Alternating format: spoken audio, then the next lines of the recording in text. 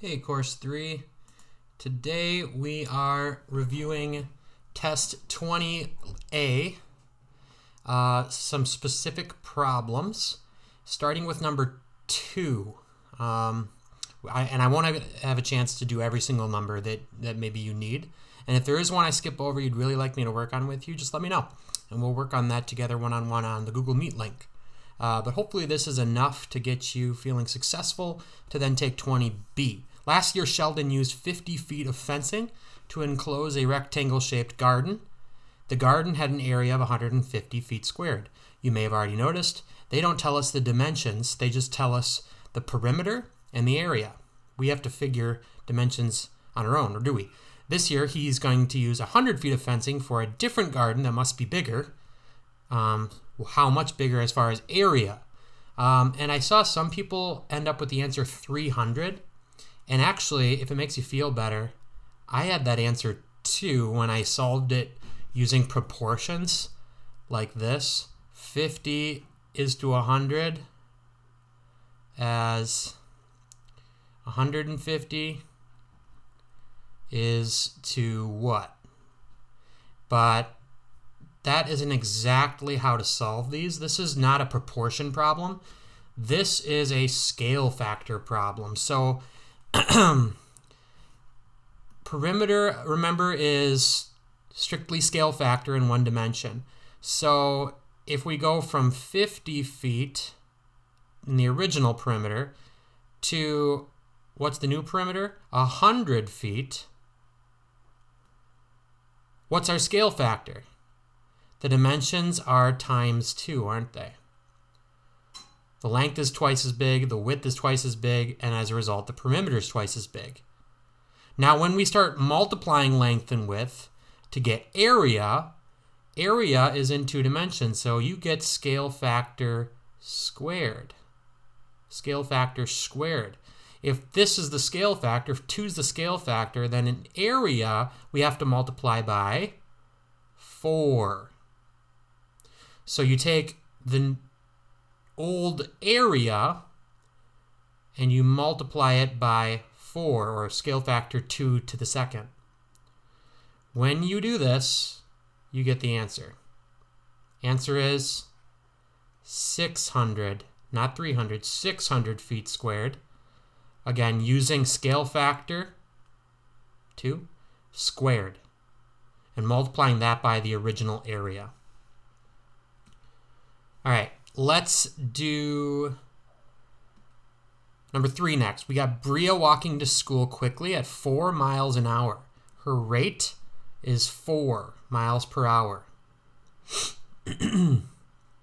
Her time, it takes her, when she's going that fast, it takes her 15 minutes. Do we know how far it is yet? Distance? No, we don't. What's the equation for DRT? Your distance is the same as taking your speed or rate times how long it takes. Okay. If she rides her bike to school at 10 miles an hour, how long will it take her? Since distance doesn't change in either case, one way we can solve this is just find D and then use that to solve for T in the new situation. So if R, we plug in 4, right, because it was 4, and T was 15, remember it was 15, that means the distance, oh, I almost made a mistake. This is an easy mistake to make. What's the rate measured in? Miles per hour, right? Miles per hour. And yet I just said 15 for time. 15 is minutes, and I'm using hours. We need to make sure we're using hours. What's 15 minutes in hours? That's a quarter hour. So we need to multiply by not 15, but a fourth. Easy to make that mistake. I almost just did it myself. So what's distance going to be? 1. 1 what? 1 mile. It's 1 mile to school. That's very important now to solving this part. Distance, 1. let's add the labels so we keep everything straight. Distance equals rate, miles per hour, times time. Okay. 10t is 1. So we divide both sides by 10 to find out what is t. T equals 1/10. Sorry, the labels almost do clutter it, but it reminds us that we're not measuring in minutes, we're measuring in hours, right? Miles per hour. We didn't change it to miles per minute. So 1 mile divided by miles per hour means we end up with just hours. 1/10 is time. So how long will it take her? We could say 1/10 of an hour, or what's that in minutes? Takes 10 sixes to get to 60, right? So the tricky thing is A, using D equals RT, and B, recognizing we're measuring in minutes here, but hours here. So convert 15 minutes, if you want to do it this way, right? 60 minutes to an hour. So divide 15 by 60 and you get 1/4, which is what we did over here.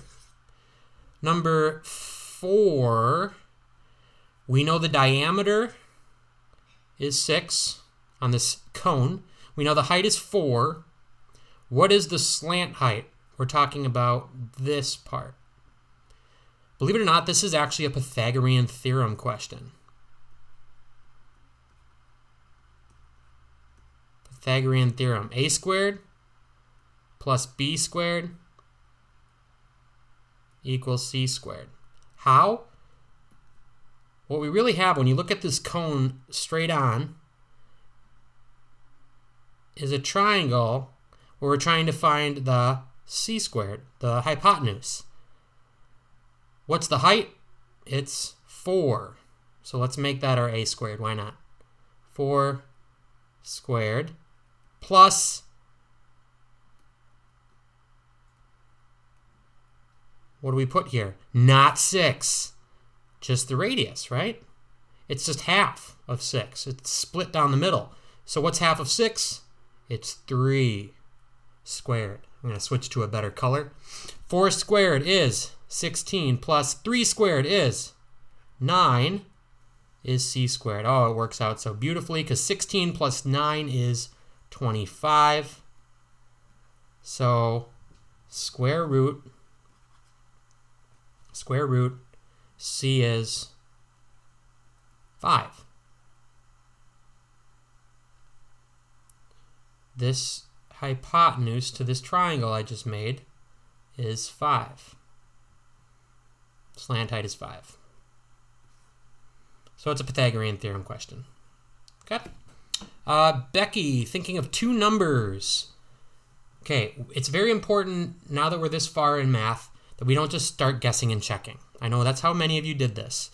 But in number 5, what we're going to do is we're going to say 2 numbers. I like using x and y, especially because we need to graph, which some of you neglected to do.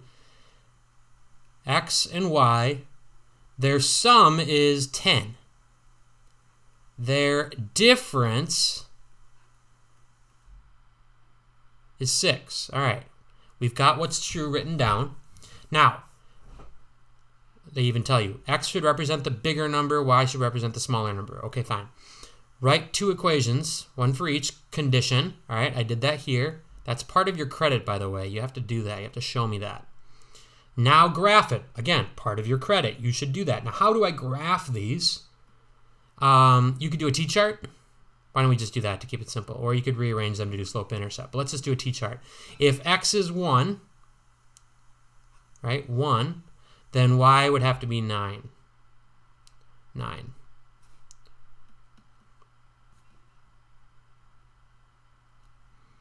One, 9.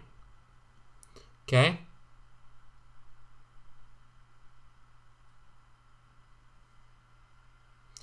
If x is 2 And I'm just doing this top one right now. It's going to be different. If x is 2, y is 8. And we're going to just kind of have this pattern, aren't we? If x is 3, it's going to be 7. If x is 4, it's going to be 6. If x is 5, it's 5. And right on down the line here. That's how I graph this. Just using a t-chart's fine. Since it's not already in slope-intercept form, let's just save ourselves that trouble. If x is 0, of course, y would be 10. X should be the larger number, though. I don't know if that really matters right now. It's fine. I mean, technically, then the x is 8 and the y is 2, whatever. We'll just do that at the end. We'll make sure that we're putting that number first, the big number first. Now, let's do this part. X minus y is 6, okay? I'll do this part in orange. If x is 0, let's say, y would be a negative 6, wouldn't it?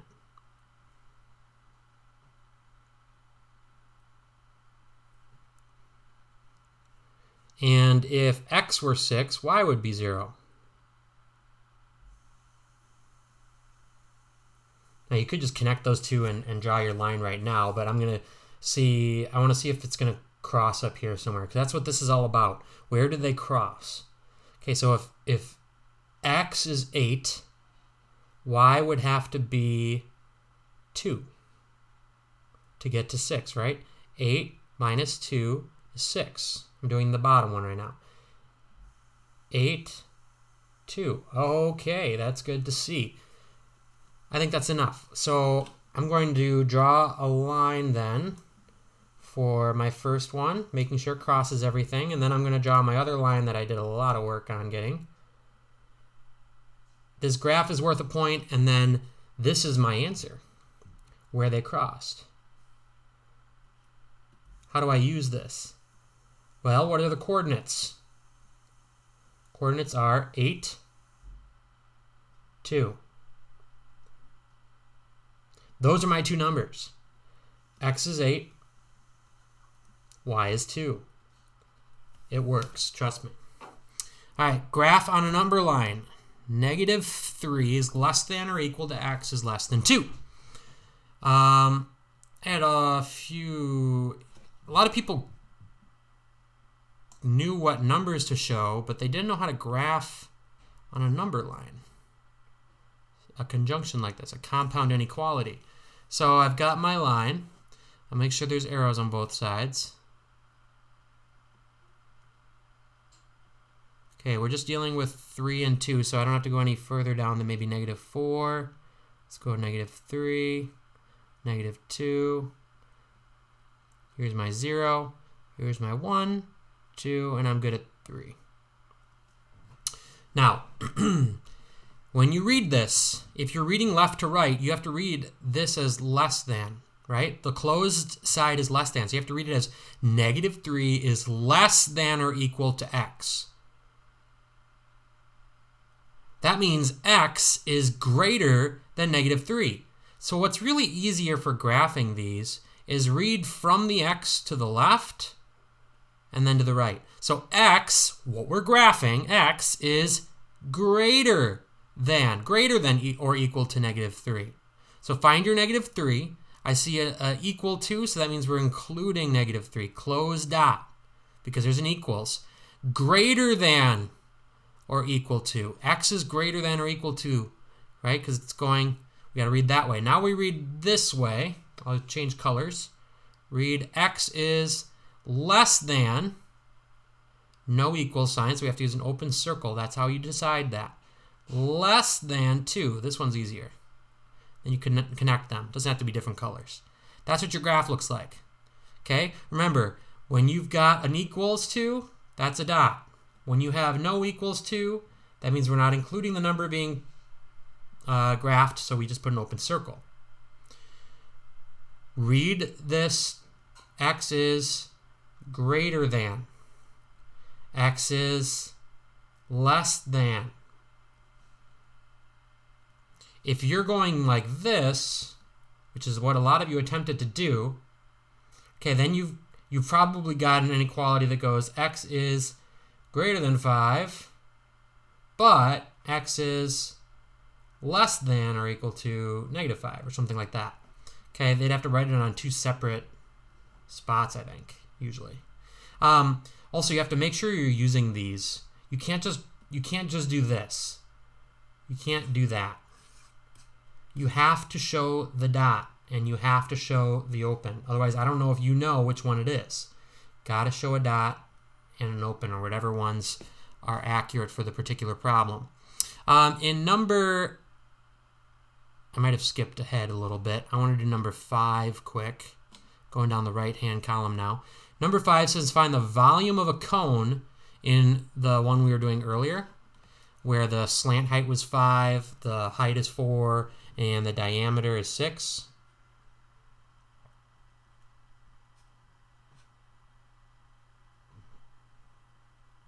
Okay, you just need to use the formula for volume. Formula for volume of a cone is, just like any volume, area of the base, and since it's a circular base, that's the area of a circle, times the height. Now here's the kicker. With cones, if you did that, that would be like if this top were also a circle, but it comes to a point, so it actually will end up being only a third of that. This is your formula for volume of a cone. 1/3 area of the base times the height. Remember, the radius is 3. The diameter is 6, but the radius is 3. So 9 pi here times, what's the height? Not the slant height, but the height is 4 times 1/3.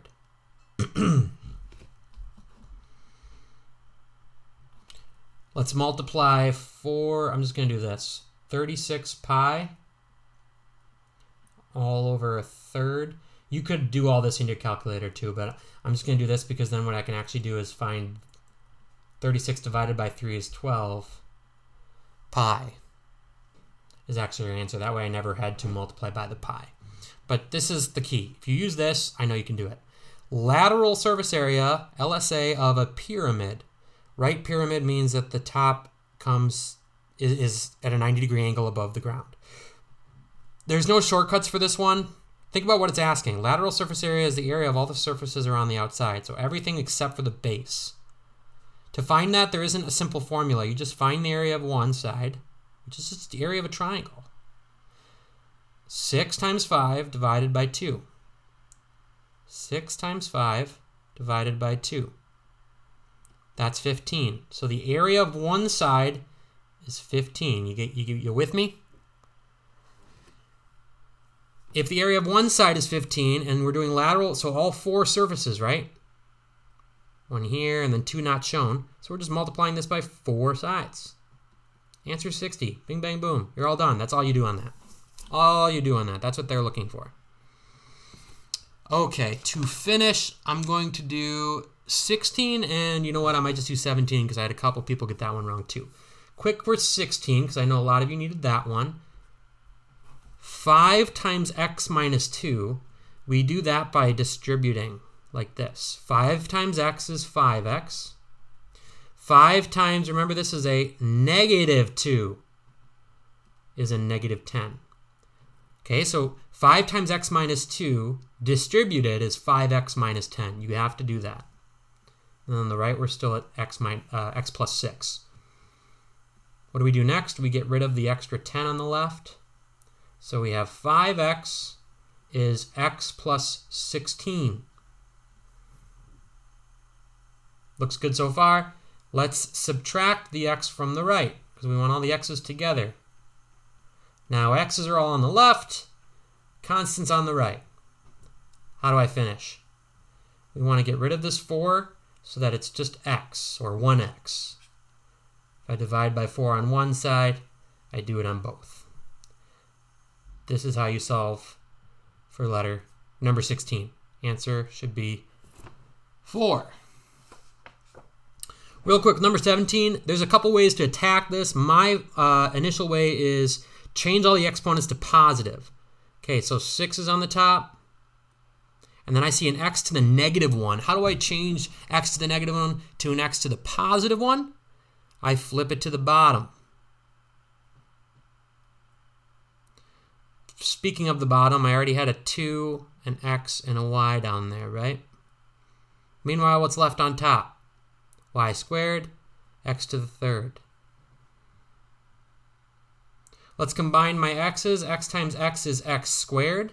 So now on the bottom, I'm going to come right over here. 2x squared y is on the bottom. That's this part. Then on the top, we still have 6. Let's put everything in the same order. X cubed y squared. All right. The way you divide, well, 6 divided by 2 is easy. Right? 6 divided by 2 is 3. How do I do the rest? Okay, you don't subtract 6 and 2. I saw one guy do that. It's 6 divided by 2, divided by. But when you're dealing with exponents, like x to the third over x to the second, then you do subtract exponents. Subtract exponents to find the quotient. So x to the first, y squared divided by y is y to the first. Another way to show this is show it broken down into its simplest parts. Okay, that's the top, right? Broken down as far as it can go. And this is the bottom. And then you just do a game of canceling. If that helps, right? We've done that before. Do that. What do I have left? I have a 3, x, and a y. Okay, that's the ones I'm going to do on this test. Again, if you want to ask any additional questions, I am happy to do that. Reach out, please.